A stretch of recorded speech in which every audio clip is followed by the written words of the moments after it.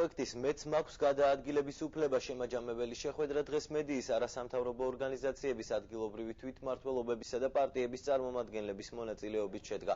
პროექტის მიზანს შეზღუდული შესაძლებლობების მქონე პირებისთვის ქალაქში შესაბამისი ინფრასტრუქტურის შექმნა წარმოადგენს.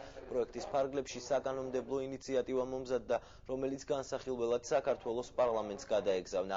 ადგილობრივ თვითმმართველობასთან მიღწეულია შეთანხმება, რომლის თანახმადაც ქალაქის ქუჩებისა და ტროტუარების კეთილმოწყობისას გათვალისწინებული იქნება შეზღუდული შესაძლებლობის მქონე პირთა ინტერესები. პროექტი არასამთავრობო ორგანიზაცია, სამოქალაქო საზოგადოება, ადამიანის უფლებებისთვის და თავისუფლებისთვის ორგანიზებით და ევრაზიის თანამშრომლობის ფონდის მხარდაჭერით განხორციელდა.